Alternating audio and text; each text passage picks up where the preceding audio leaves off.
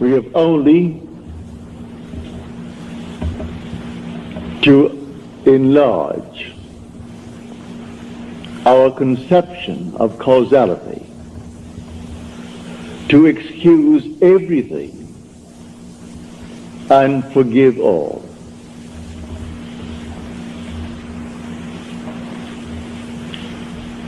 Now let me just state one little thought from Scripture first before we unfold it. As we are told in the 25th chapter of Genesis, in your limbs lie nations twain, rival races from their birth. One the mastery will gain, the younger or the elder reign. The first one is the sense man. I'm now looking at this room and all within it, and that is the sense man. My normal apprehension of corporeal objects, just like this room and the contents, I call sense perceived. That which is not present, and yet I perceive them, I call that imagination. That is destined to rule. That is the second man, the Lord from heaven. The first man is of the earth, a man of dust. The second is from heaven. So here we are in this world, and this is the world of this dual state within every child born of woman. And so we have the physical man, the man of dust, and then we have the spiritual man, the man of imagination. That is the immortal man. When I see this picture of the duality of man and how all things are created by this hidden man, I forgive everything in this world that the physical man does. For the physical man is only a state. One being is playing all the parts. The part played by the thief is the same being playing the part of the judge who judges the thief. The part who is the murderer and the murdered, these are parts, but the being within is one. Now let me explain it first in the beginning with a simple story.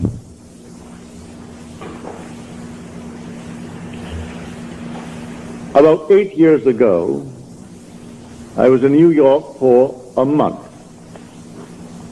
and two of my brothers, Victor and Lawrence, came up and spent 2 weeks with me in New York City. They checked into the same hotel. They wanted to see everything they could within 2 weeks, and I bought them 14 shows. And sometimes they went even to an afternoon show. They wanted to see everything in the crowded 2 weeks. But the one thing my brother Lawrence wanted to see was the new presentation of Aida. Well, the papers said it was sold out from the very moment that it was stated, a new presentation. Same music, naturally. The same score, but new scenery, something new about it. And this captured the imagination of all opera lovers, and they all wanted to see Aida. The one thing he wanted to see was Aida. But the papers had huge big ads. Not one seat is available. Come down and buy seats for the other shows. And this was the old opera house around 40th Street and Broadway. It ran from Broadway to 7th, the old Metropolitan. So this morning we set out. I said, it doesn't really matter. I said, let us go. We have to go down and have lunch anyway. We will go and just see. We got there, and these huge big signs on the outside, no seats for Aida available. And they were plastered all over the Metropolitan. I went in, and there were 3 lines leading towards the 3 windows, selling tickets for the entire season. And there was no seat for Aida. I got into the first line. It was a very long line. Then I saw the 3rd line from me moving more rapidly than the 1st and the 2nd. So I moved over to that line. Then we all moved rapidly forward. As we got to the window, and seemingly no hope of getting tickets, but before I left my hotel room, I simply assumed that I had the tickets for my 2 brothers. I didn't want to go. They wanted to see it. So I assumed that I gave them the tickets. I got into this line and we moved rapidly towards the window. As we got there to the window, a tall, blond man, he was about, he must have been 5'11", he must have been about 6'4". He stretched his hand up over my head and diverted the ticket seller as he asked a question, while one in front of me is buying seats not for Aida, because that's completely sold out. He is buying 2 other seats for some other opera. Then he departed after he diverted the man's attention. This man pushed on some bills under the window. And then, as the teller looked at the money, and this man is at the door now, the tall, blond fellow. And he gave this man the ticket, and then suddenly he said, well, he only gave me $3.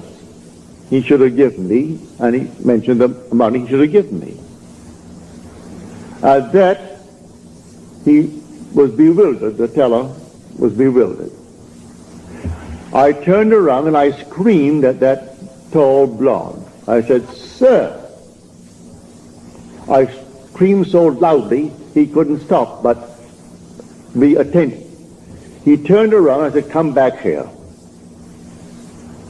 You're wanted. He came back like a little child being led by the nose. He came back and he said, what's wrong? And the man said, this is all that he gave me. 2 $1 bills. He said, oh no, he didn't. He gave you 2 10s. Then I said, no, you didn't. I was standing right here. I saw what you did. You gave him 2 $1 bills. That's all that you gave him. The man is flabbergasted. He was so completely dumbfounded, he didn't know what to do. I said, I am standing here. I saw exactly what was done. Then he opened up his purse, and here was a stack of 1s, and he had a $20 bill and 2 10s. He said to the man, when will you discover your mistake? Because I gave you 2 10s. And the man said to him, at the end of the season.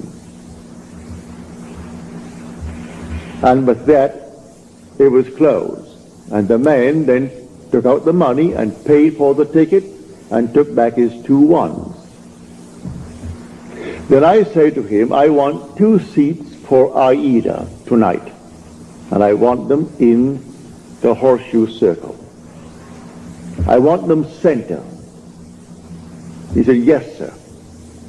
And he took from what is called the VIP. They always keep a few out though the house is sold out, they always keep a few seats for those who are coming, called the very important people.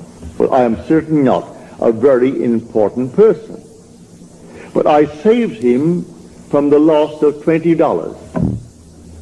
And he quickly took the 2 seats out and said to me, $20. I gave him the $20, went back and gave the 2 seats to my brothers. Now, a state called a thief. These 2 men have chosen to be thieves in their world. They're con men. It's perfectly all right. God made everything for its purpose, even the wicked for the time of trouble. Read that in the 16th chapter, the 4th verse of Proverbs. He made everything for its purpose, even the wicked for the day of trouble. Well, the day of trouble may not be a war. I was troubled. How to get these tickets? That's a moment of trouble. And I simply assumed that I had them. And I simply played my part in my imagination before I left my hotel room, that my brothers are going to see this show this night of Aida, the new presentation of Aida. Then 2 who have already given themselves over to the state of a thief. They had to actually come right into the line. I took the first line, then I moved over to the 3rd line because I saw it moving more rapidly. So he comes over to the 3rd line and plays his part beautifully. If he had not done what he did, I would not have received those tickets because I am not a very important person. But the man looked me in the eyes and said, here is an honest man. As far as he is concerned, I am an honest man who saved him from losing $20. And so he quickly took out the 2 seats. I paid for them, naturally, he didn't give them to me. I was willing to pay for my seats, but you couldn't buy them. All over the place, sold out, sold out, sold out, all over the Metropolitan Opera. You could paste it on the walls, and in a huge big ad in the paper, Aida is sold out. And I went that day and got those seats right in the circle, in center row for my 2 brothers, because one man played his part beautifully. He had given himself over to a con man. He finds it easier to make a living being a con man than those who are pickpockets. There are schools that teach people to be pickpockets. Do you know that? They come right out of the school and go into a profession. All right, that's their part. They've played that part. Now you play your part beautifully, and one of them can be instrumental in getting you what you want in this world. So I wanted 2 seats for Aida. Were it not for a con man in that world, I would not have had those 2 seats. So he comes into the line where I was in the line. He comes forward, and just as I got to the ticket window, he puts his hand over my head to divert the man's attention. And the one in front of me, who is buying 2 seats, not for Aida because you can't get them, he is buying 2 seats for something else. And he puts out $2 bills instead of 2 10s. And then this man starts, and I turned around as though I was inspired. And with my full voice, I said, "Sir, come back here." He had to come back. So he came on back just like a little child and stood next to me, and he looked down at me. He wouldn't dare budge. When I said, "You didn't give him anything more than what he's showing you now. You give him exactly what he's showing you." Because I was fair, and I stood next to you. He was helpless. He couldn't hit me. He was many inches my height. I'm 5'11", and he may be about 6'5" or more. A strong, strapping blonde. But he was impotent in my presence when I called him back. He only played the part. So should I not forgive him? There are infinite states in this world. And all you have to do is forget states. You play your part. And every state necessary to make your part come to fulfillment will be present at the moment that you need it. And so we went over to Longchamp for lunch, and my brother Lawrence and Victor, they had their tickets, and that evening they went to see Aida. So in your limbs lie nations twain. They are rival races from their birth. One the mastery should gain, the younger over the elder reign. And the younger is the second, and the second man is the man from heaven. And that man is your own wonderful human imagination, who is God. And there is no other God. That is the Lord from heaven. And the outer man that clothes him, he is under compulsion to fulfill the commands of that inner man. But everyone is falling into states, infinite states. To understand this world, you must think in terms of states. And so he has made everything for its purpose, even the wicked for the day of trouble. And so use everything, but you don't have to think of which one will do it. Forget who will play the part. I never saw that man before, never saw his partner in the little crime before. That was their choice in life. There are those who have chosen to be pickpockets for the rest of their lives. So if they're caught in the act, all right, that's part of the game. They've chosen that part to play. There are those who have chosen their part to play, like Mr. Hoover, who just departed this world. He chose that part. And there are others who chose other parts. Either wisely or unwisely, we fall into these things. But when the inner man begins to awake, he selects his part wisely. It's entirely up to us. So I tell you, everything in this world that you want to be, you can be, if you know that there are only states. You move into the state because the occupant of the state does not differ from the occupant of any other state. The one who played the part that day of the con man to get 2 tickets for $2 instead of $20 and go on the street and sell them for $15 and make himself a quick few bucks. The same occupant is God. God is playing all the parts.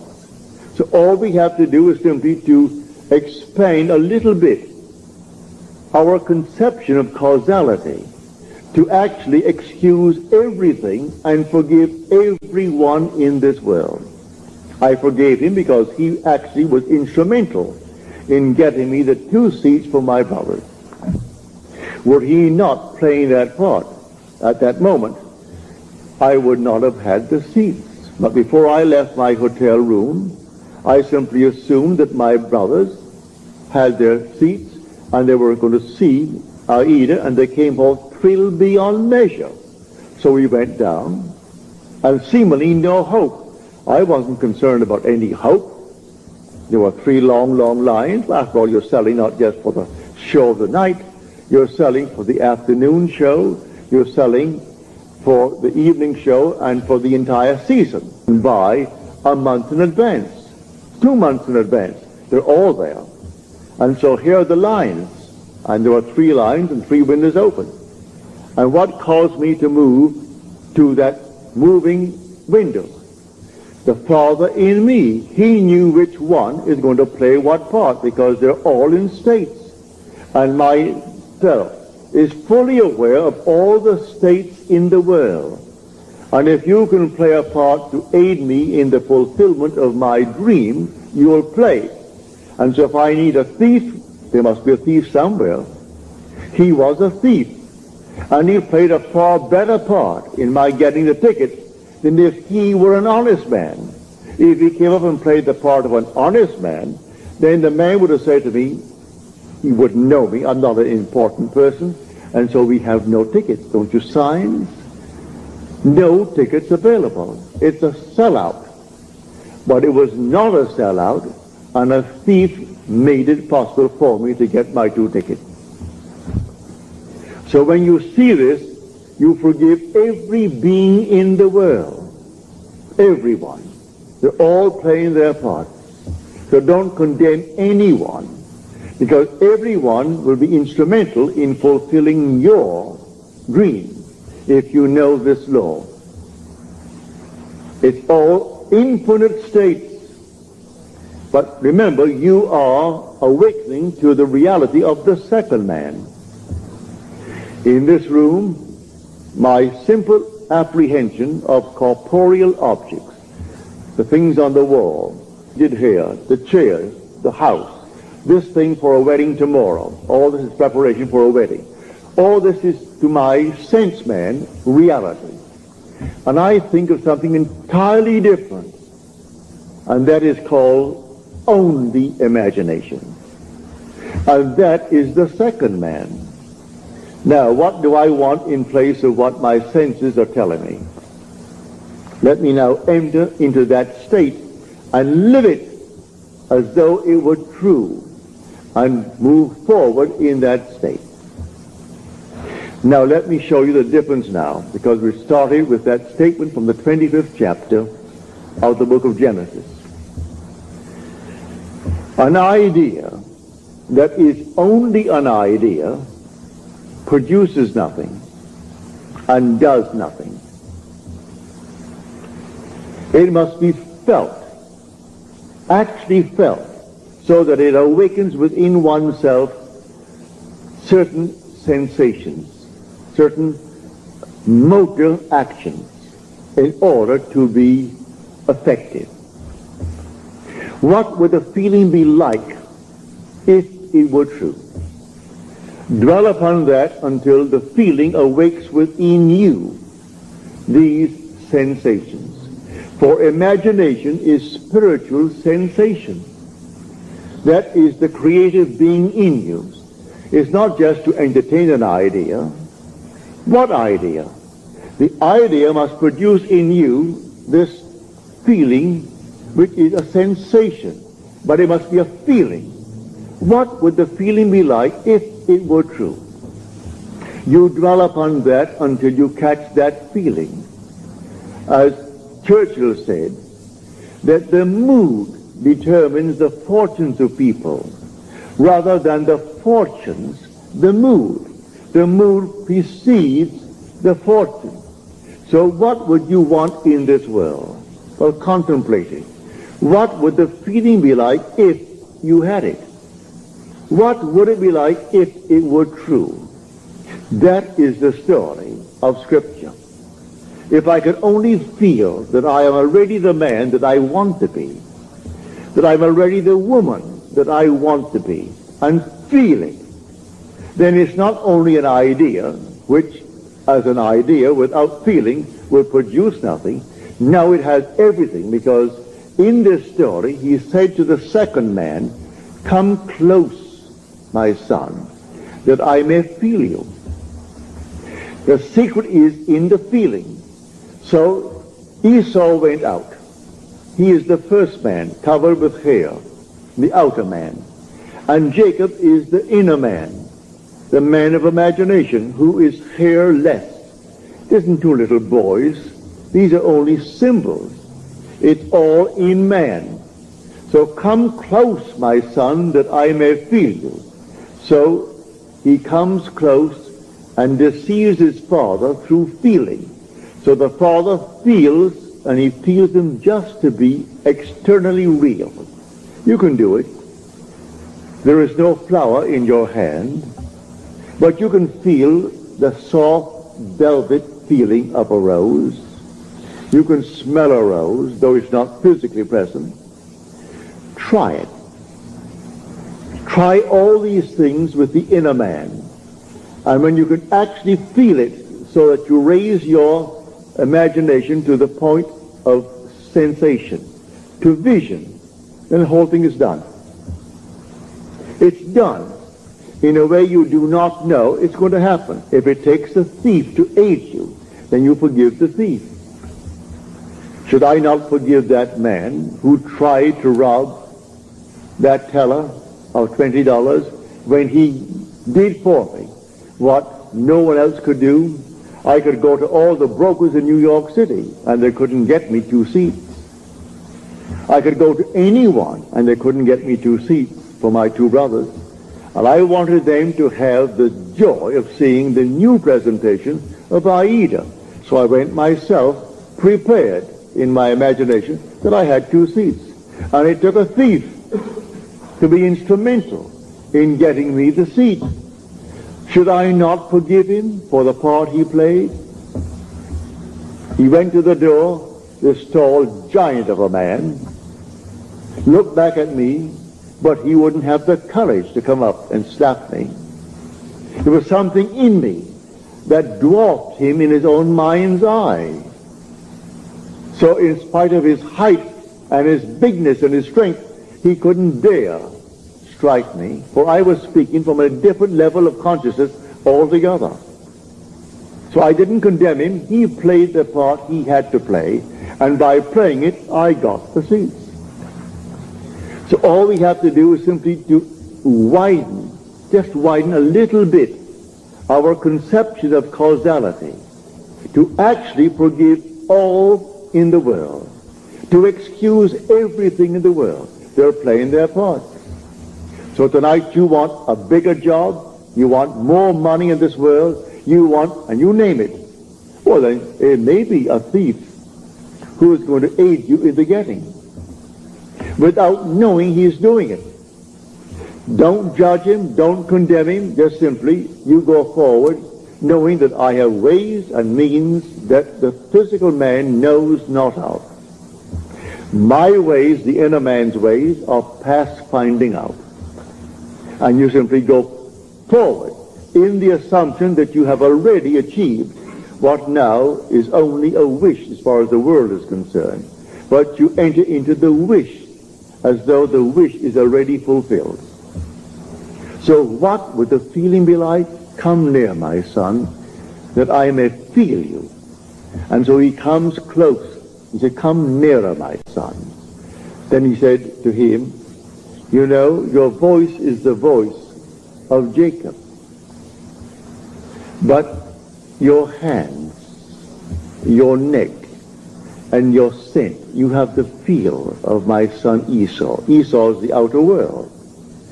So he gives emphasis to feeling. It transcends the voice. The voice was Jacob, but the feeling, the touch, was that of an external world. He could feel the external world.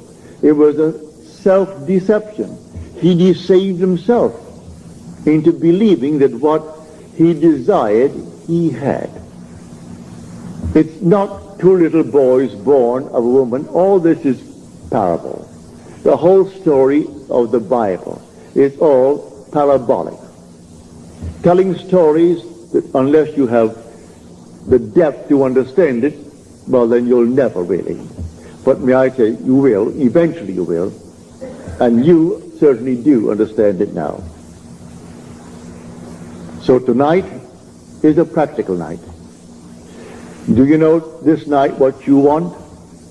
Really what you want? Well, if you do the same thing I did in getting the 2 seats.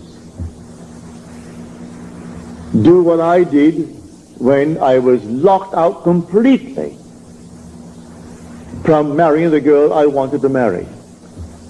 I simply assumed that she slept there, I slept here, and I went sound asleep, and in 1 week my wife did an act which certainly I must forgive. In the eyes of the world she is condemned for taking what she did not pay for. And yet because of that act I got my freedom. Then who is the culprit? Am I not? If there's any culprit, I am. If there is any culprit in this world, it is God. There is nothing but God. God is doing all in this world. He created everything in this world.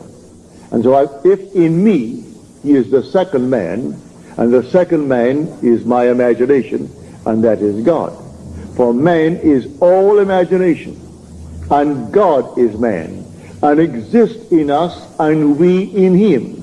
The eternal body of man is the imagination, and that is God himself.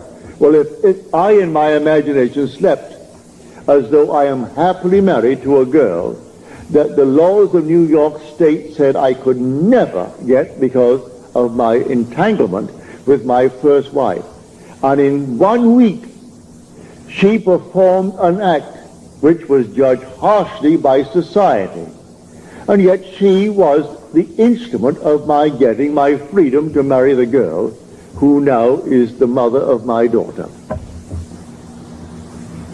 So how can I blame her who performed that act? She was in a state, and who did it? I did it. I did it by simply assuming that I was free and happily married to a girl that the state of New York said I could never marry because of the ancient laws that restricted my desire to get a freedom in that state. So you forgive everyone in this world. They're all playing their parts. So in my own case, I have seen thieves. I have seen all kinds of people play their parts. They were instruments in the fulfillment of my desire. So how can I ever condemn all? So the last cry on the cross, Father, forgive them. They know not what they do. Forgive them. The whole vast world is playing until he awakes in that body. He is playing the part, and he plays it automatically, unwittingly. For one who is awake, who knows exactly what he's doing. And so they all play their parts. For God in everyone is the same God. There aren't two gods. There's only one God. And that God is your own wonderful human imagination. When you say, I am, that's God. So tonight you just simply boldly declare that you are the man. You are the woman that you want to be. And walk in that assumption as though it were true. And then let all these sleeping states play their part. May I tell you, in spite of what they appear to be, they are sound asleep. They do not know. He thought he knew what he did. He came right into my line and played his part. I could remain on the first line and waited and waited and waited, and no one would have played that part there. I moved over to the moving line, and here he comes. And so how could I ever condemn him? How could I ever in any way feel other than thankful? I would say to him, thank you, because you played the part you had to play like a play.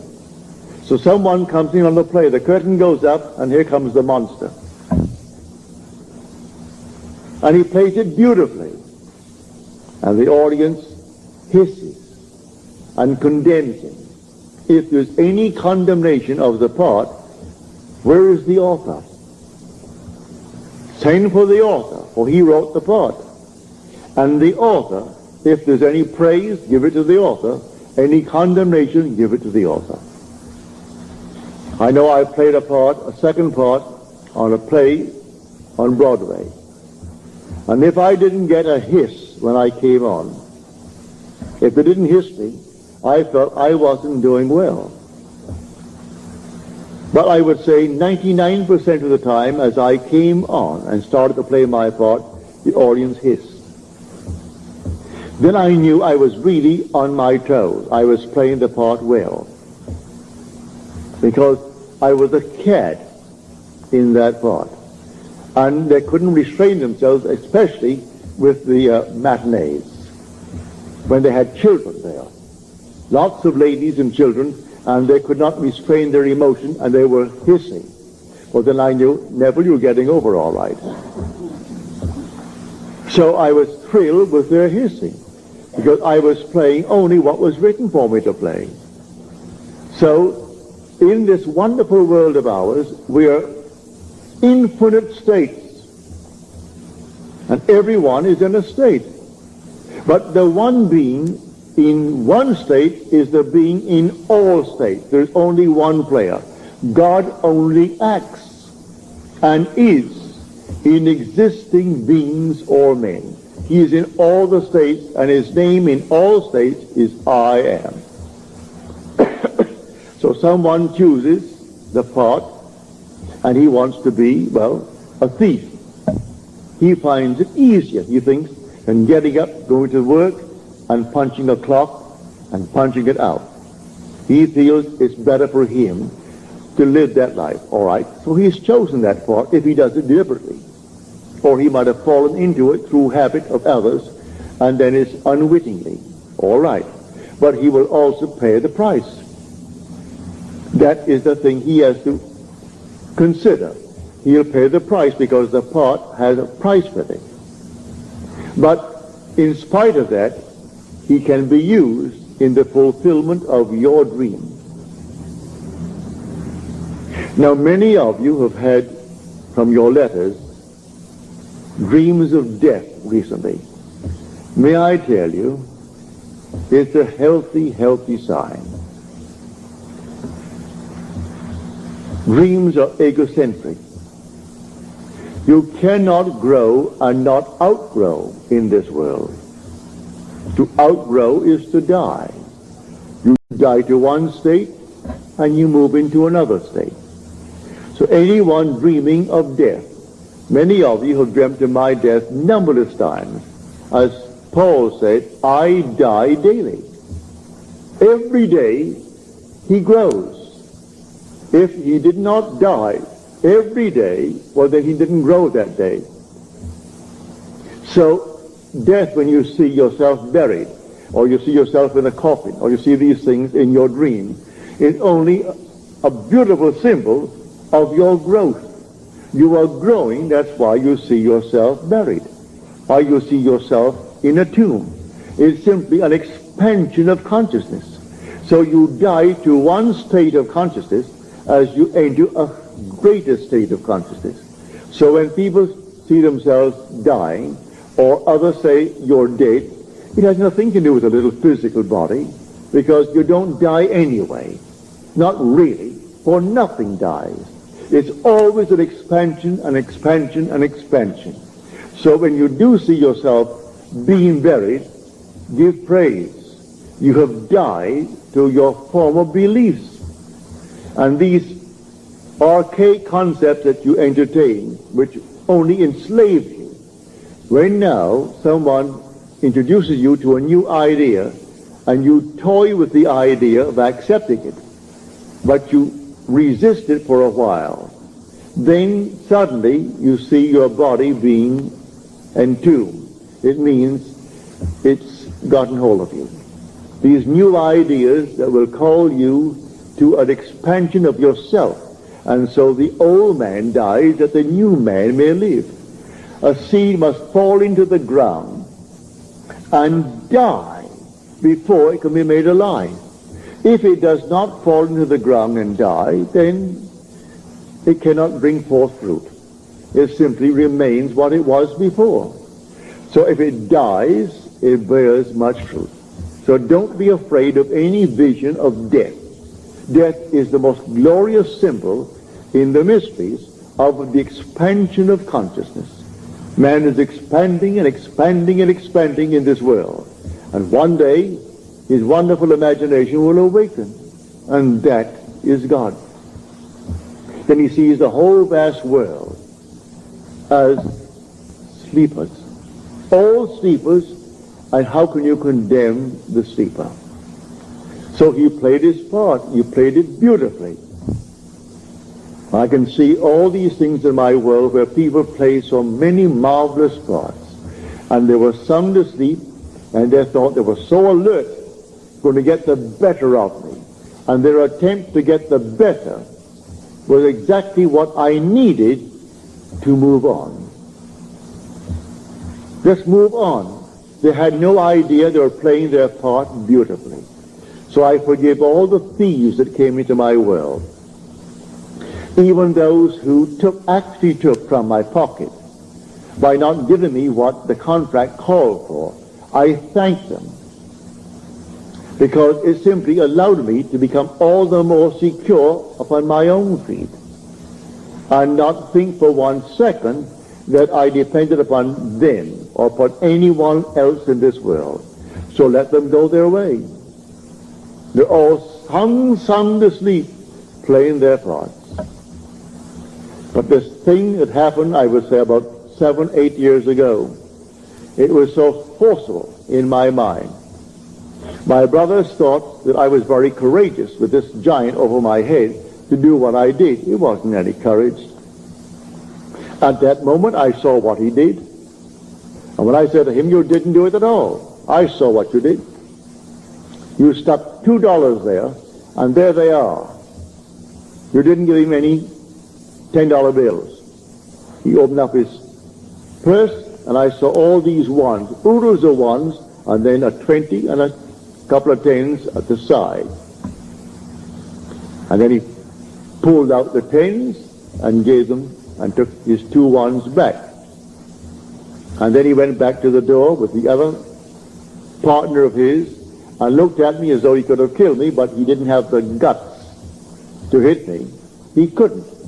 If I were that big, he could not have struck me, because I was speaking on an entirely different level. And on that level, when I knew I was going to get my seats, that's all that concerned me, here comes the 2 seats. And the man said, yes, sir. He treated me as though I stood before him as the president. And he thought, now here was an honest man who saved me $20. I'm only playing the part. I only wanted 2 seats that night, because that's all that my brothers could give, because I had all these seats bought for them. All the shows on Broadway at the time within 2 weeks, and they went night after night, and matinees and everything else. Got it right up to their heads in shows. So I'm telling you, if you know of this dual being within you, in your limbs lie nations twain, rival races from their birth. One the mastery will gain, the younger over the elder reign. Now see that younger one actually reigns, and the younger one is your imagination. The older one is your sense man. The facts, these are the facts of life. What is my bank account? And I owe more than the bank account has in it now? Well, now that is Esau's judgment. Now, Jacob puts in 50 times what is there now.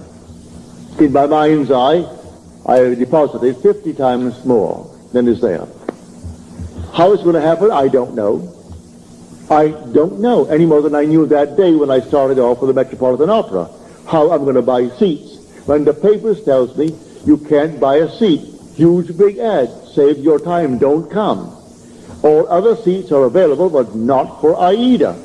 I go down only for Aida, and I get them, because of a seeming thief played by the part of God.